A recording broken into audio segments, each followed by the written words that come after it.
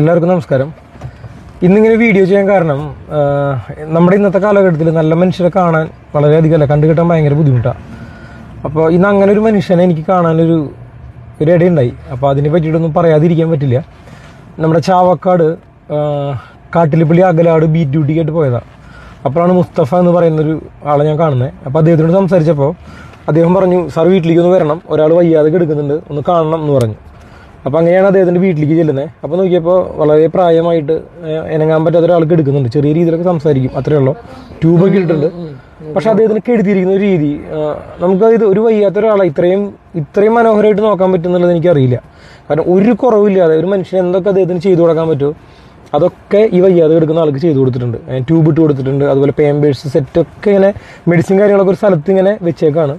ഇദ്ദേഹത്തിനെ നോക്കാനായിട്ടൊരു ഹോം നേഴ്സും ഉണ്ട്. പക്ഷേ ഇവിടുത്തെ പ്രത്യേകത എന്താണെന്ന് വെച്ച് കഴിഞ്ഞാൽ ഇത് ഇവരുടെ ആരുമല്ല.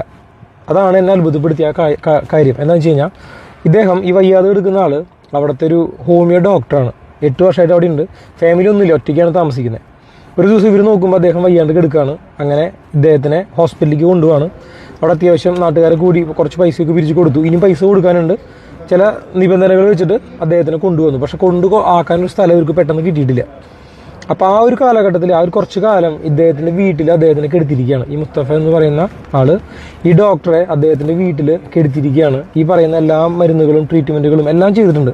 2 ഫാനൊക്കെ ഇട്ട് കൊടുത്ത് മുറിവുകളൊക്കെ വേഗം ഉണങ്ങാൻ വേണ്ടി മരുന്നുകളൊക്കെ പരട്ടി കൊടുത്ത് നോക്കാനായിട്ട് ഒരു ഹോം നേഴ്സിനെ വെച്ചേക്കാണ്.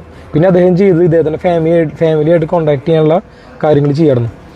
അപ്പോൾ ഇതിൽ ഏറ്റവും വലിയ പ്രത്യേകത എന്ന് പറഞ്ഞാൽ നിങ്ങളൊന്ന് ആലോചിച്ച് നോക്കുക. ഇന്നത്തെ കാലഘട്ടത്തിൽ സ്വന്തം മക്കൾ അച്ഛനമ്മമാരെ നോക്കാത്തൊരു കാലഘട്ടത്തിൽ ഒരു പരിചയമില്ലാത്ത എന്നാൽ അവരുടെ നാട്ടിലൊരു ട്രീറ്റ്മെൻറ്റിന് വന്നൊരു ഡോക്ടർ അത്ര പരിചയം അദ്ദേഹത്തിനുള്ളൂ. പക്ഷേ അദ്ദേഹത്തിനെ വഴിയിലിടാൻ ഇദ്ദേഹത്തിന് തോന്നിയില്ല.